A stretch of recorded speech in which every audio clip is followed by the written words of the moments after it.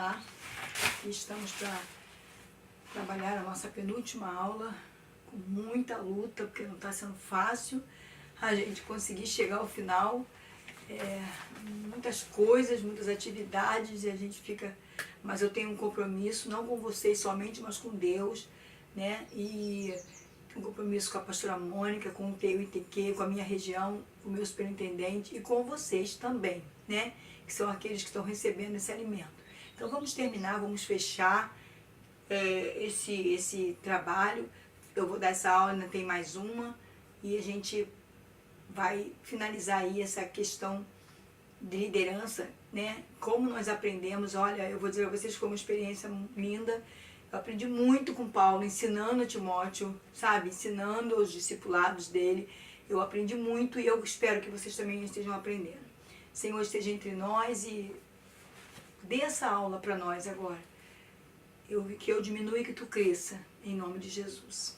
Vamos lá. O tópico 3 do capítulo 6 vai falar do contraste entre piedade e ganância. Piedade, a gente sabe que tem tudo a ver com amor, né? E ganância é aquilo que a gente quer, que não é nosso, não nos pertence, não precisamos muitas vezes, mas a gente quer, né? O olho grande em cima de coisas que não é para nós. Então aí 1 Timóteo 6, recomendações aos que servem a Deus. Ele manda a gente se aplicar na piedade e se afastar da ganância, né? Ter cuidado para não ficar querendo mais dinheiro, querendo dominar mais, ter mais poder, mais autoridade, subir cargos sem o chamado, sem a direção de Deus, né? Então, no capítulo 6, do versículo 3 até o versículo 10, você vai ver aí o perigo fatal da cobiça. Você cobiçar aquilo que não te pertence, aquilo que é proibido, aquilo que Deus não quer para a tua vida. E aí a gente vai lembrar de Adão e de Eva, né? De Eva, principalmente, que cobiçou aquele fruto, que olhou, que desejou, quando ele era proibido. Né? Não havia necessidade de Eva, nem nenhum ser humano, ficar conhecendo o lado mal das coisas. Né? O bem nos bastava, a gente tinha tudo. E a gente volta a ver essa situação lá com o povo de Israel, quando tem Deus como rei, Deus como provedor, como cuidador, esse povo não se prostrar e adorar a esse Deus, não. Eles cobiçam as coisas dos outros, o comportamento, a forma de governo e tudo o mais que eles possam oferecer. Então, depois você leia com calma aí, tá? O versículo 3 em diante. Né, ele fala: se alguém ensina falsas doutrinas, não concorda com a sã doutrina do nosso Senhor Jesus Cristo e com a teologia que é segundo a piedade. Né? É uma pessoa arrogante, que nada compreende, delira em questões e controvérsias acerca de palavras, começa a absorver coisas que nada tem a ver com o Evangelho e querer colocar, introduzir aquilo na cabeça das pessoas que estão em volta, na igreja, na própria igreja, né? E o versículo 9 fala: no entanto, os que ambicionam ficar ricos caem em tentação e armadilha. Aquele que entra no ministério por causa de dinheiro, para ter um salário alto, para comprar o carro do ano, né? Ele não vai a lugar nenhum. Ele pode até ficar um tempo aí achando que está prosperando, mas é um saquetel furado, porque na hora que Deus tirar, cortar, acabou. E a dor é muito, muito triste. Então vamos lá. Paulo orienta Timóteo a tomar cuidado com os falsos mestres. Nós estamos batendo nessa tecla, né? Que nós temos que ter cuidado com isso nas nossas igrejas, né? A gente não sabe quem é joio e quem é trigo. Todo mundo é bom enquanto não se prova o contrário, né? A gente tem que amar o nosso próximo. A gente não está aqui para julgar ninguém, para ficar querendo investigar a vida de ninguém, porque o próprio Deus se incumbe de mostrar o que está errado e o que está certo. Não é necessário nós procurarmos isso. Mas quando começarmos a ouvir pessoas a colocar mentiras, dúvidas, controvérsias, a começar a falar mal de pastor, mal de obreiro, mal do irmão, divisões, pode ter certeza que tem alguma coisa errada e comece a orar e a se afastar desse tipo de pessoa, tá? Pessoas que traziam dúvidas, esfriavam a fé do povo e influenciava negativamente com teorias sem fundamentos bíblicos.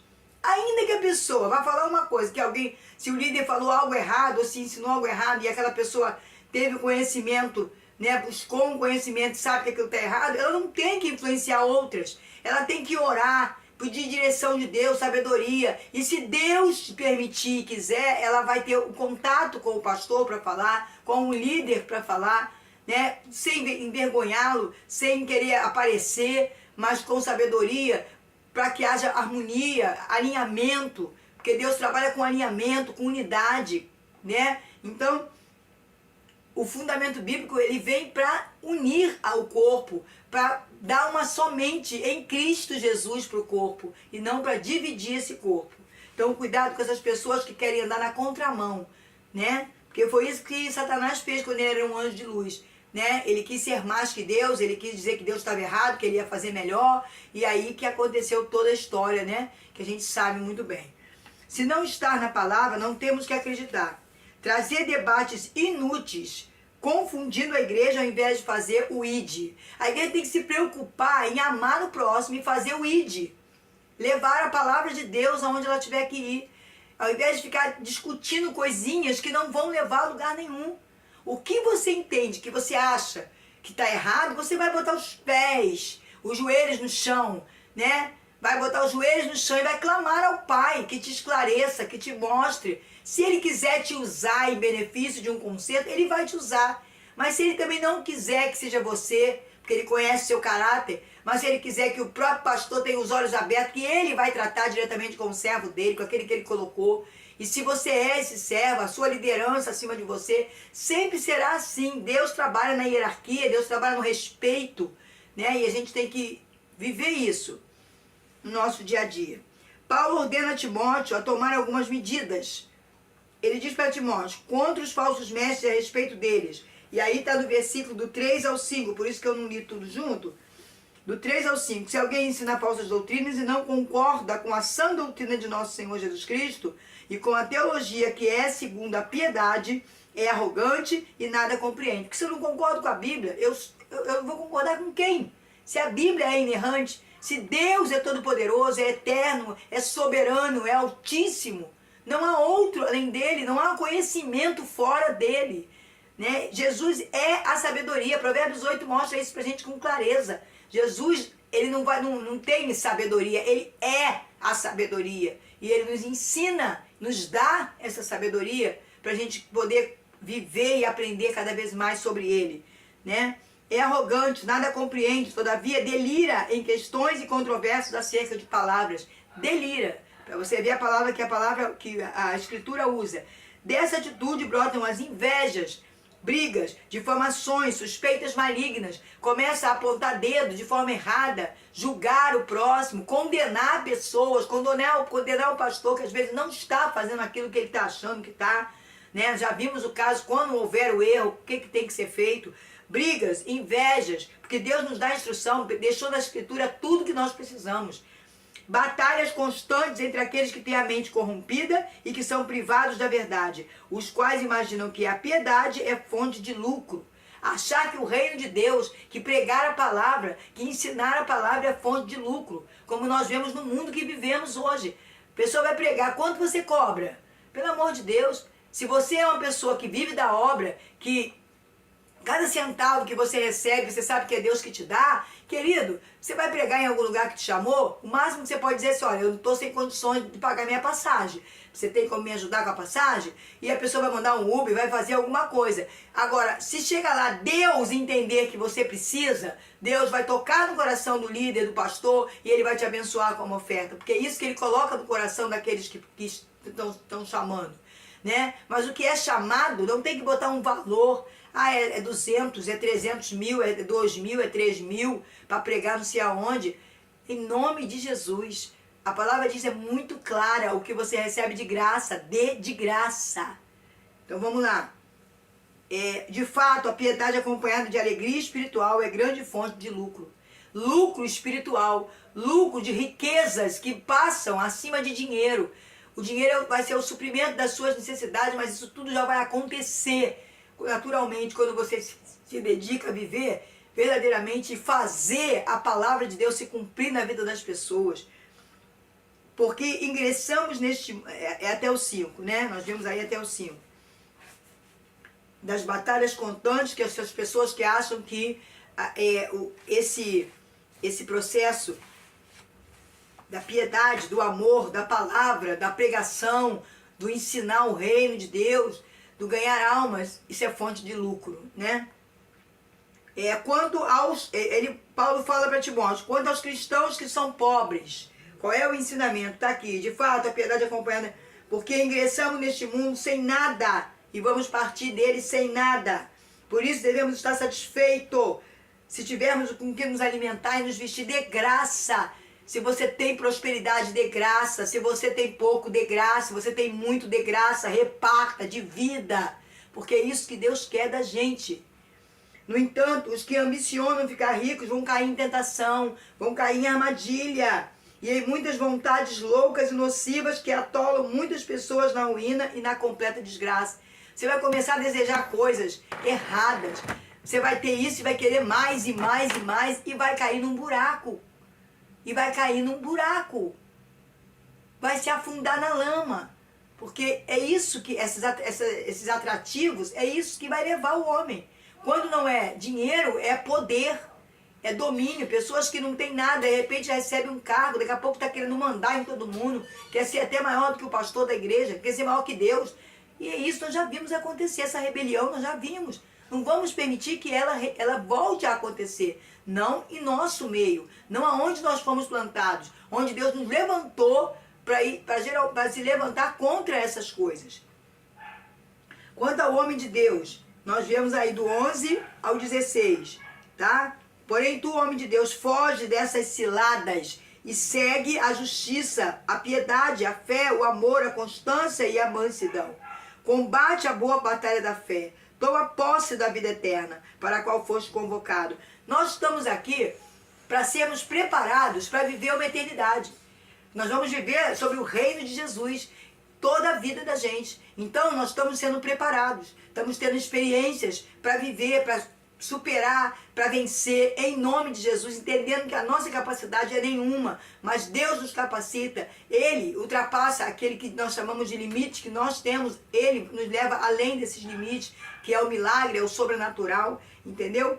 Então o homem de Deus tem que pensar nessas coisas, eu tenho uma eternidade pela frente, eu não vou jogar minha salvação fora por causa de um prato de lentilha, como Esaú fez, jogou a primogenitura fora, que era um processo espiritual, ele joga fora por conta de comida, de uma comida que ele comeu, acabou, daqui a pouco ele está até lançando ela fora do seu próprio corpo. Então preste atenção, não se venda. Lembra de Daniel, um jovem, podia muito bem olhar com olhos de cobiça para aquela comida, para aquela mesa farta, mas ele entendeu naquele momento, não que a comida fosse pecado não, mas naquele momento, até poderia ser acontecido consagrada, né? Mas eu estou dizendo, entrando no âmbito de que não teria nada demais se ele desse graças e comesse, mas o problema é que ele tinha um propósito. Deus tinha mandado ele estar numa comunhão, num propósito com ele. E ele tinha a sua própria comida que Deus havia lhe orientado. Então não abra mão dos seus princípios espirituais, das suas alianças com Deus, para sentar na mesa que vai te levar para a ruína. Por causa de uma mesa, de uma roupa, de um calçado, de um carro novo, de um carro do ano, de um cargo maravilhoso, de um emprego maravilhoso, como tanta gente hoje, nós estamos vendo o momento das eleições, aí, da cidadania, e quantas pessoas se corrompendo em troca de alguma coisa. Perdendo a sua identidade de um homem de Deus, de um servo de Deus, para estar aí comprometido com coisas erradas, com mentiras, né?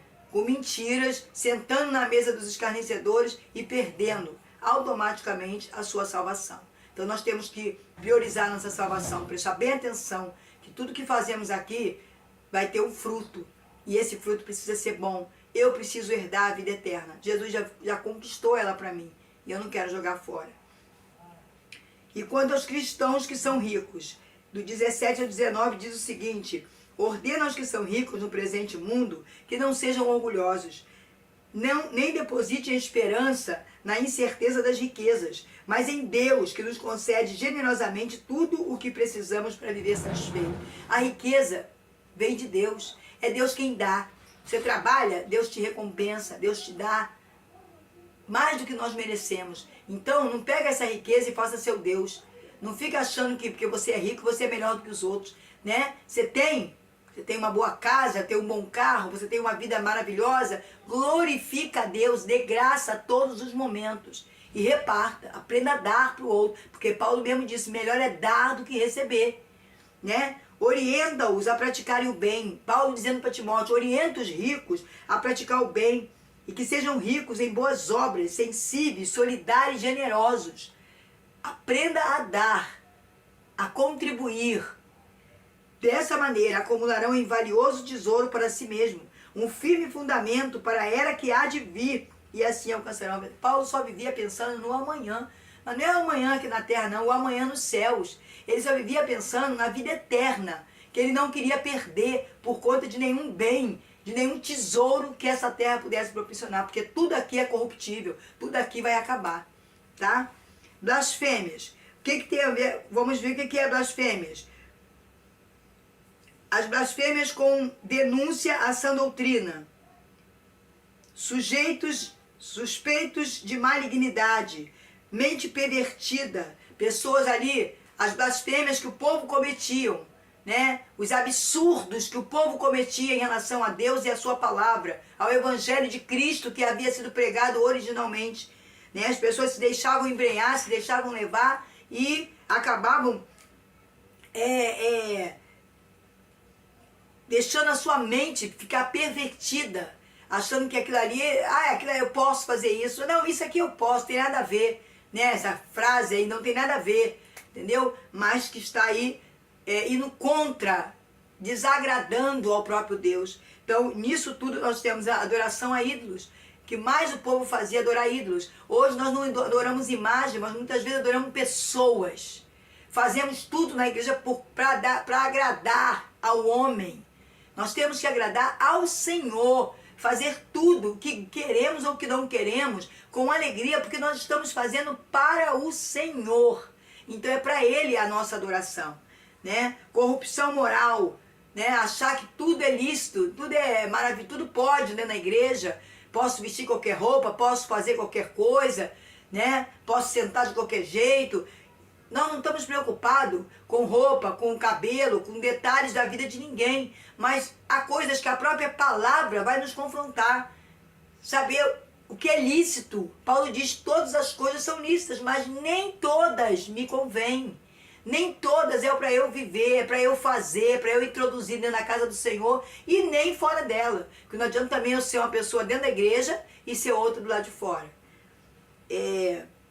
Piedade com interesse financeiro nunca conduzirá à verdade. Essas coisas têm que estar longe de nós que queremos ser líderes, longe daquela igreja que Timóteo teria que admoestar, queria que exortar, que era isso que Paulo estava passando para ele. Ele precisava mostrar isso para aquele povo voltar para a sua origem, que era o evangelho de Cristo que Paulo havia plantado ali, a semente que Paulo havia deixado e que Deus estaria dando crescimento. Muitos desses falsos mestres são motivados por dinheiro, por interesse comercial, né? Que quer ter um título.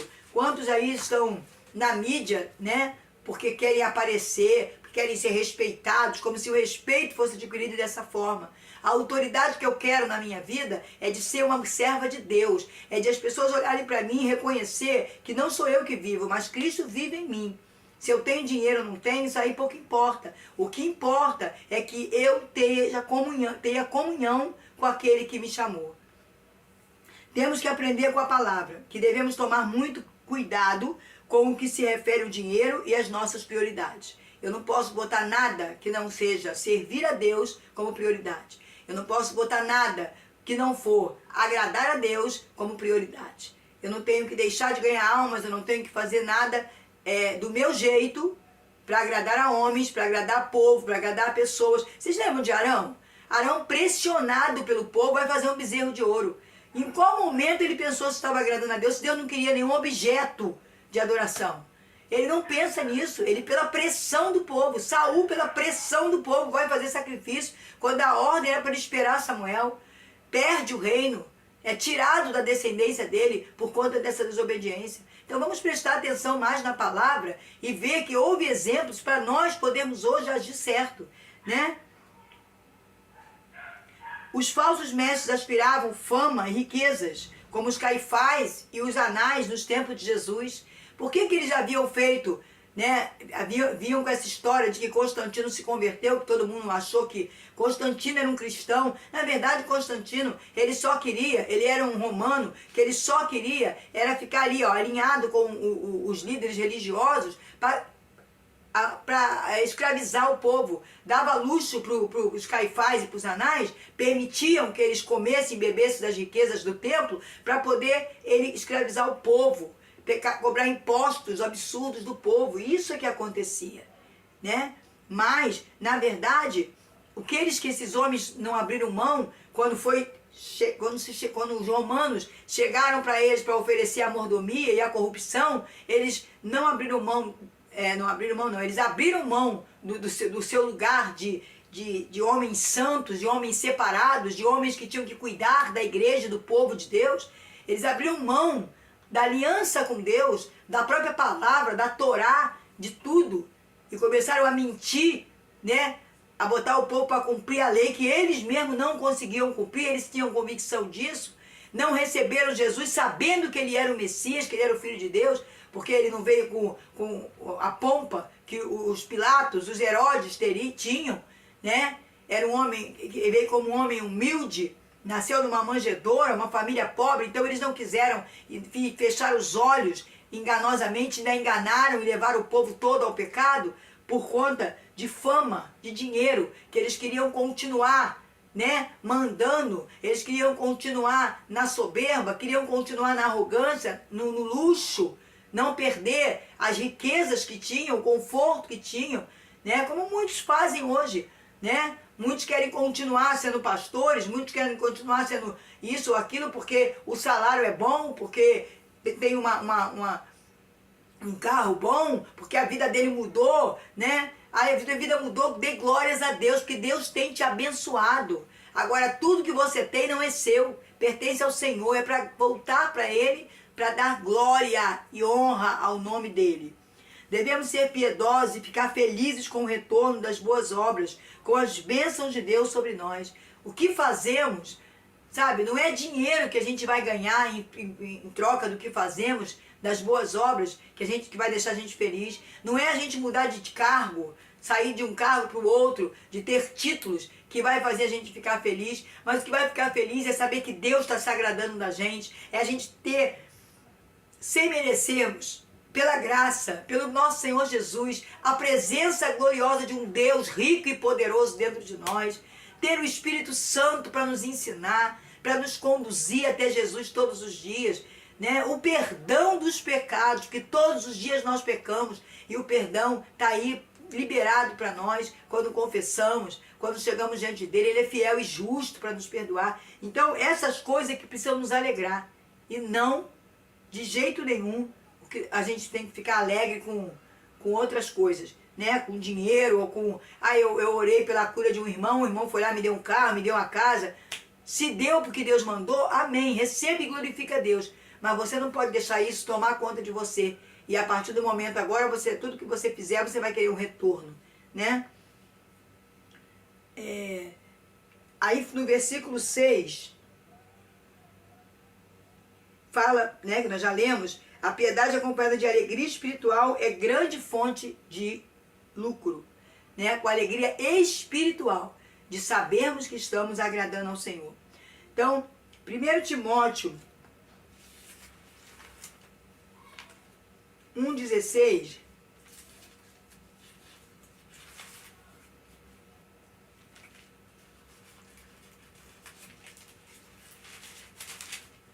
diz o seguinte: todavia, por este motivo mesmo, me foi concedida a misericórdia, para que em mim, o pior dos pecadores, Cristo Jesus demonstrasse toda a grandeza da sua paciência e me tornasse num modelo para todos quantos haveriam de crer nele para a vida eterna. Né? É entender a graça, é entender que você não merece nada que você tem. Você tem uma família? Glorifica a Deus. Você tem filhos, netos, você está vivendo para ter seus netos com você. Dê glória a Deus. Tem seus filhos, homens honestos, mulheres honestas, trabalhadores. Glorifique. Tudo é Deus quem está te dando. Seus bens materiais, recebeu heranças. Dê glórias a Deus por tudo. O 2:4.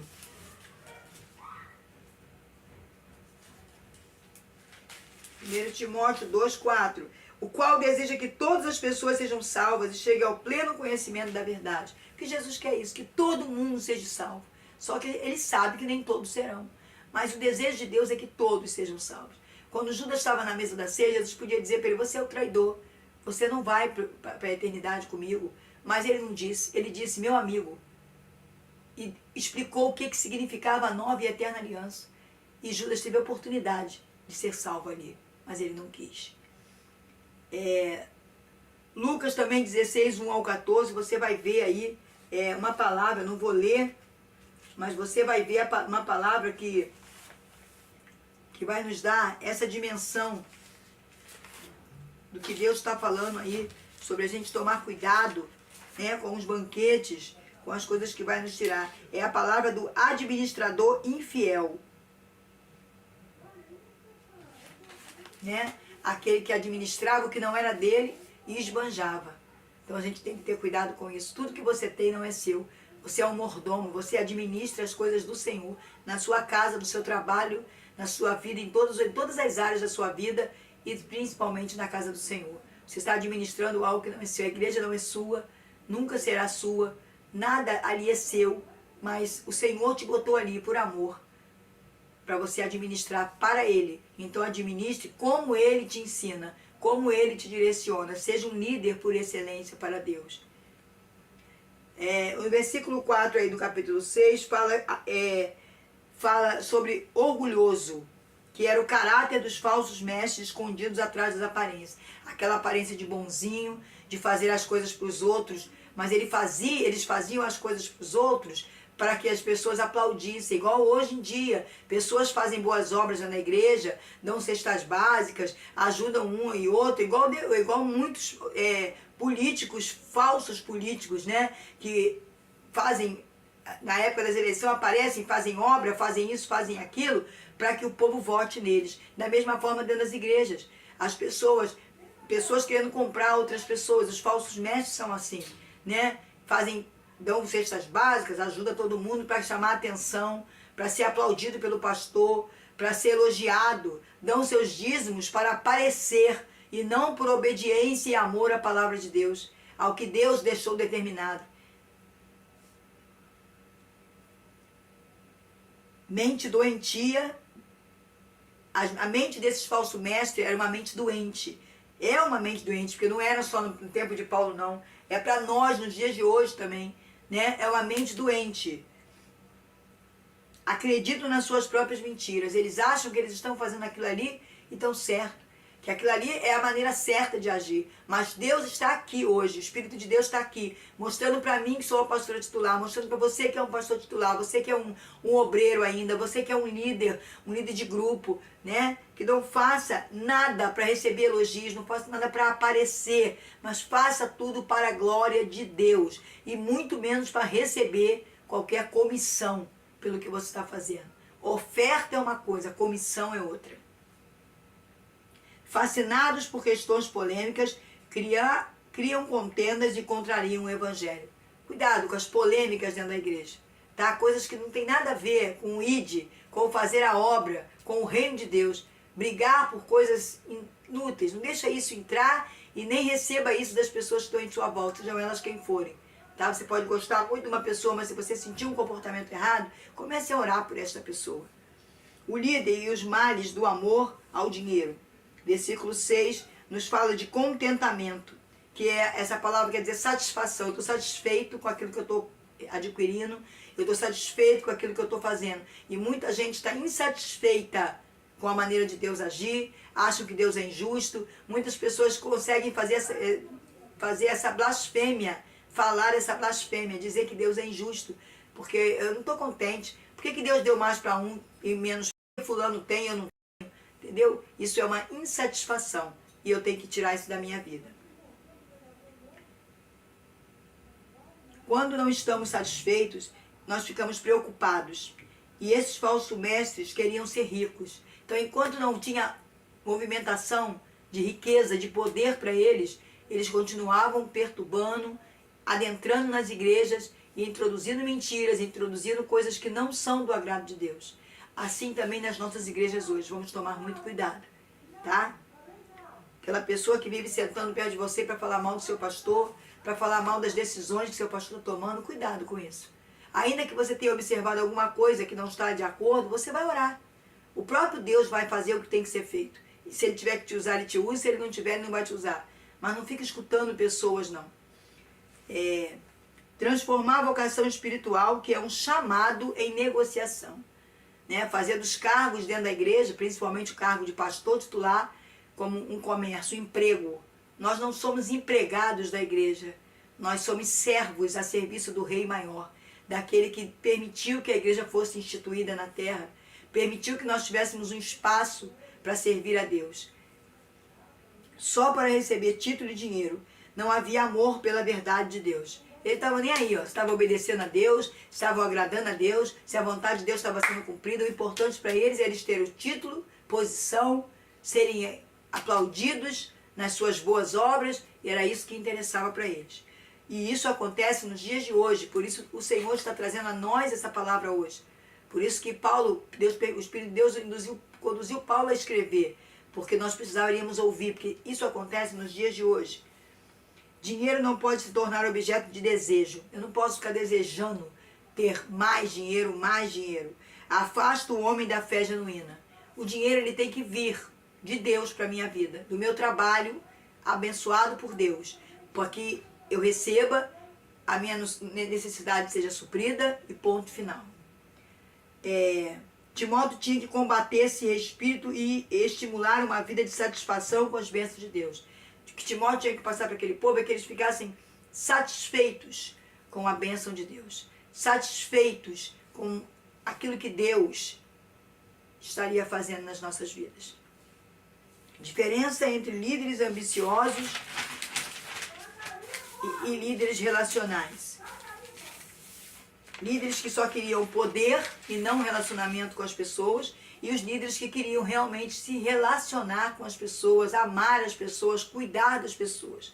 Né? Aí temos aí na revista de vocês o quadro que falam: ambiciosos, eles pensam na vertical. Certo? Eles pensam na vertical.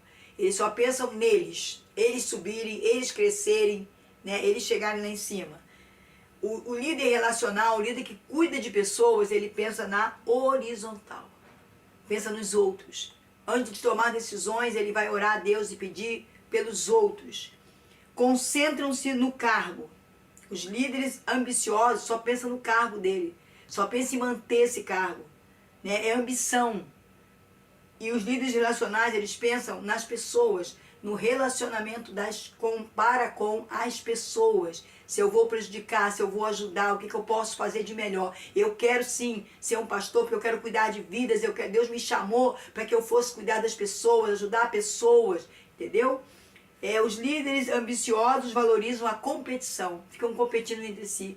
Eu estou fazendo mais, eu faço mais. O servo de Deus, o líder relacional, eles pensam em cooperação. Um trabalhando com o outro, um ajudando o outro. Ninguém é melhor que ninguém vai fazer mais. Ainda que eu venha fazer alguma coisa mais que o meu irmão, eu não sou melhor que ele por isso. Daqui a pouco ele vai fazer mais que eu em outra situação. Líderes ambiciosos buscam poder, né? E os líderes relacionais buscam parceiros. Eu quero sempre ter o relacionamento com meu irmão. Trabalham a favor da própria imagem. Os ambiciosos, eu fiz, eu vou fazer, eu, né? E os líderes relacionais trabalham pelo consenso. Nós conseguimos, uma equipe, um time, nós fizemos, nós vamos fazer. Querem se isolar dos outros. Eles querem ser sozinhos. Eu faço, eu resolvo, não preciso de ninguém, não preciso de ninguém, ninguém precisa me dar opinião, ninguém precisa falar nada. Né? E os relacionais querem trabalhar com os outros. Pede ajuda, pede sugestões, pede tudo. Resultados ruins quando se ama as coisas erradas. A ordem de Paulo a Timóteo, aí no versículo 11. A gente tem que olhar todo o tempo a palavra. Porém, tu, homem de Deus, foge dessas ciladas. Esse é o conselho de Paulo para Timóteo. E para que Timóteo passasse isso para os líderes. Foge dessas coisas. Tá? 1 Timóteo 6,8. Concepção de Paulo. O que é piedade? O nosso desejo de ver o caráter de Deus reproduzido em nós. Isso é piedade. Isso era o que Paulo entendia como piedade. Eu quero que todo mundo veja Jesus aqui na minha vida. Todo mundo veja Jesus. Eu quero viver como Jesus viveria. Eu quero passar para todo mundo que Jesus é, que Jesus faz através da minha própria vida. Eu sou uma carta, né? Essa era a concepção de Paulo. E o contentamento, que é a nossa aceitação, a vontade de Deus. Eu estou contente com aquilo que Deus está me dando, com aquilo que Deus está fazendo na minha vida. Até com as lutas eu estou satisfeita, porque eu sei que Deus tá me moldando, está trabalhando no meu caráter, para que eu venha a ser um cidadão do céu realmente. Dependem do meio em que vivemos ou das circunstâncias.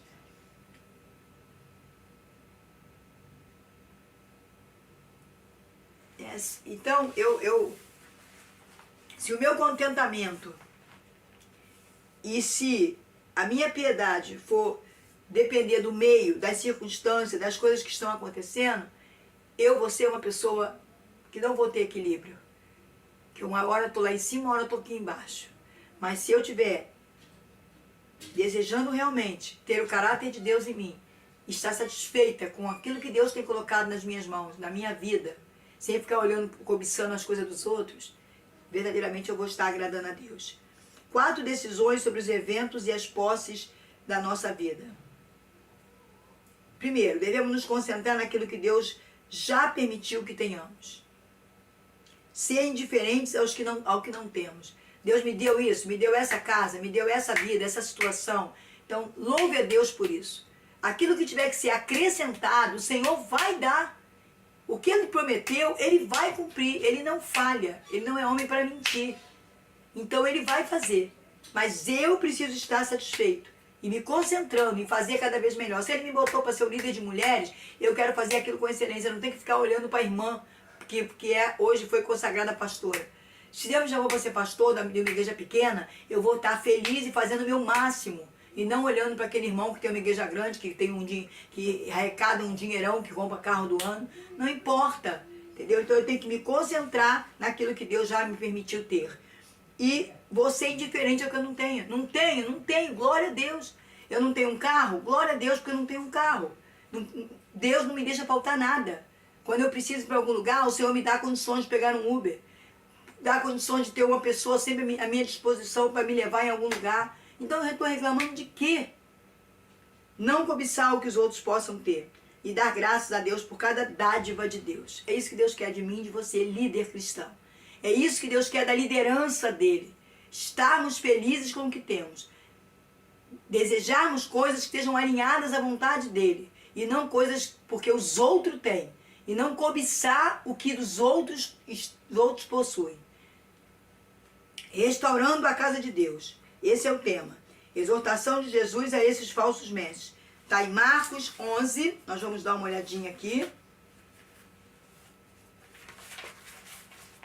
Marcos 11. 15. Assim que chegou a Jerusalém, Jesus entrou no templo e começou a expulsar os que ali estavam apenas comprando e vendendo. Derrubou as mesas dos cambistas e as cadeiras dos que comercializavam pombas.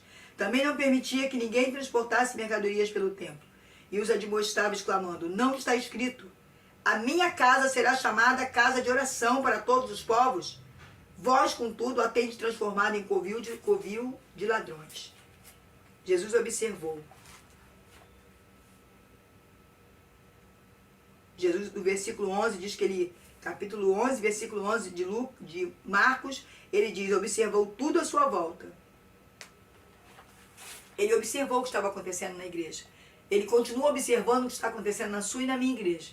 Na igreja que ele confiou nas nossas mãos para nós administrarmos. Ele colocou tudo isso lá. Ele observou tudo que está acontecendo. E ele está vendo se nós estamos transformando a casa dele num comércio ou numa casa de oração. Se nós estamos ensinando ao povo a adorar o dinheiro, a buscar só milagres e bênçãos, ou a orar para que a gente tenha uma vida de comunhão com Deus, para que a gente seja forjado para viver a eternidade com Cristo Jesus. Era essa a preocupação de Paulo e ele passava isso para Timóteo. Desordem, comércio rentável, altos lucros, tanto para os cambistas e os sacerdotes. Jesus observa que os sacerdotes rejeitavam os animais, olha bem, trazidos do campo, para que o povo comprasse deles mais caro. A pessoa chegava para entregar a sua oferta naquele momento ali, com o seu animal, ele dizia, esse animal não serve não, só os que tem aqui. Aí fazia a pessoa comprar esse animal, quer dizer, ele já ganhava um dinheiro. Aquele animal que a pessoa levou, que ele disse que não servia, eles guardavam e vendiam para outras pessoas. Faziam o mesmo jogo. E eles lucravam financeiramente em cima do povo. Deus quer isso? Claro que não, né? Então nós vamos observar essas coisas lá no começo da igreja e precisamos tomar conta para que de uma outra maneira, que não é mais animal, as coisas não voltem a acontecer hoje nas nossas igrejas. Jesus observa que os sacerdotes rejeitavam os animais trazidos do campo para que o povo comprasse deles mais caro. Ainda pegavam um animal trazido e vendia para outros mais caro. Câmbio, troca de moedas. Isso é desonesto, era feito no templo. As pessoas vinham de longe com o dinheiro do seu país e eles obrigavam a trocar pela moeda e pagar a taxa do templo. Olha bem, a pessoa vinha com o seu dinheiro próprio do seu país. Chegava lá, o que eles faziam? Ao invés de eles pegarem aquele dinheiro e dar a mercadoria para a pessoa, não, eles falavam, você tem que trocar essa moeda pela nossa. Aí a pessoa pagava uma taxa, trocava a moeda, e aí depois eles pegavam a moeda que trocou e ainda davam de volta para eles para comprar o que tinha que comprar. Coisas absurdas estavam acontecendo. E não é diferente dos dias de hoje, não, amados. De outras formas, muita coisa está acontecendo dentro das igrejas. Venda de coisas. Vou vender isso, vender aquilo. Nós temos que tomar muito cuidado com o que fazemos dentro da casa do Senhor e com as coisas de Deus. Jesus entra e observa tudo isso. Ele não é Jesus não chegou lá e viu aquilo tudo e botou derrubou um barraco ali, não. Como nós pensamos que ele fez. Não. Ele observa e no dia seguinte, o versículo 11 mostra isso. Ele vai confrontar o pecado e proibiu qualquer movimentação dentro do templo. No outro dia, ele ora a Deus primeiro, ele pede autoridade, porque ele era um homem. Ele era 100% homem e ele estava vivendo como homem, não como Deus. Como Deus ele já tinha acabado com tudo. Mas como homem, ele respira, ele pensa, certo? E ele vai proibir qualquer movimentação dentro do templo. Bom, ensino do mestre. Temos que ser livres do sentimento de querer levar vantagem em nome do sagrado. Nossa igreja pode ser chamada de casa de oração ou covil de ladrão? Essa é uma pergunta que o Espírito faz à tua vida. Eu tenho certeza que as nossas igrejas têm sido chamadas casa de oração. Que nas nossas igrejas não há comércio, mas há palavra sendo pregada. Né? Ninguém recebe a bênção de Deus porque deu oferta ou porque deu dízimo. Não. O dízimo e oferta é algo voluntário. É algo que a Bíblia nos ensina a fazer. E o benefício é nosso mesmo. Mas a Bíblia nos ensina a fazer. O que é reverência para você? É só o silêncio? Ah, quando eu fico quieta, eu sou reverente, eu estou em reverência à palavra, eu estou em reverência... Nem sempre. Né? Jesus era marcado pela mansidão e misericórdia. Mas nesse momento ele se mostra irado. Jesus era reverente contra as autoridades, era reverente com o templo, apesar de saber que aquilo ali estava tudo corrompido. Mas não era a hora dele ficar quieto, era a hora dele agir, dele tirar toda a sujeira dali. O que Jesus fez é o que qualquer homem de Deus tem que fazer. Jesus não fez aquilo ali como Deus, não. Como Deus, ele já tinha fulminado tudo. Ele fez aquilo ali como homem de Deus, um servo de Deus, que ele era na terra. Alguém que obedecia ao Pai, é o que eu e você temos que fazer. Alguém que obedece ao Pai, temos que fazer exatamente isso. Falar, contestar e não deixar. Não é fazer grupinho, fazer rebelião, não. Mas é dizer, eu não participo disso, porque isso aqui não está na palavra de Deus, Jesus abomina isso. Eu não quero isso para a minha vida. Ou nem permitir você, como pastor titular, que coisas que vão lucrar financeiramente venham acontecer dentro da sua igreja. Né? Igreja desonrada na Idade Média por venda de indulgência. né? Se vendia imagens, fazia-se imagem de coisas, de pessoas. Assim começou a imagem de Pedro, de Paulo, de João, né? E aí seriam vendidos como amuleto. Tudo isso começou ali, mas continua nos dias de hoje. Pessoas vendendo objetos que não é nem para estar em uso. Coisas que eram tabernáculo, não eram para estar em usos. E as pessoas vendendo objetos para lucrar, para tirar benefícios para a igreja. A igreja não precisa disso, a igreja é do Senhor. E o Senhor sustenta a sua igreja. Nós vemos aí, em 2 Coríntios, capítulo 2, versículo 7, como Deus agiu com Simão o mágico, que quis comprar o poder de Deus com o dinheiro. Depois você leia. Claro que você conhece essa passagem. Seitas hoje, vou nem falar de igreja, seitas hoje ainda cobram por ensino personalizado das suas doutrinas. Evangelistas apelam para ofertas de amor, né? Chamam de oferta, mas na verdade está cobrando o que ele está fazendo, cobrando a palestra que ele deu na igreja, né? Eu sou um palestrante, eu vou falar de psicologia, de pedagogia, de medicina, de biologia, eu sou um cientista. Isso é uma coisa, é trabalho secular. Agora, falar da palavra de Deus e cobrar, isso é erro, isso é pecado, isso é mentira e engano. Pregador da TV, prometendo prosperidade na vida das pessoas sob condição de uma oferta. Você oferta à igreja que você vai estar recebendo a bênção de Deus. Você traz uma oferta que você vai receber o milagre. Em nome de Jesus, ore por a pessoa receber o milagre. Amém. E ensine a ela o que é gratidão. E se ela desejar no coração dela, ela mesmo vai ter uma oferta para oferecer à casa do Senhor. Ser grata a Deus pelo lugar onde ela recebeu a palavra de Deus e a bênção de Deus. Então a gente fica por aqui hoje e depois a gente vai continuar para terminar a nossa missão em nome de Jesus. Deus abençoe a você poderosamente, que você receba, né, da parte de Deus aquilo que Deus tem nos ensinado, que é o que nós estamos vendo aqui, é o que nós estamos vendo no mundo de hoje, nas nossas igrejas, não na nossa quadrangular, mas nas igrejas atuais. Muito disso aqui a gente está vendo ainda acontecer. Então a gente tem que estar ligado, a gente tem que estar com a mente no Senhor Jesus, para fazermos e obedecermos à vontade de Deus.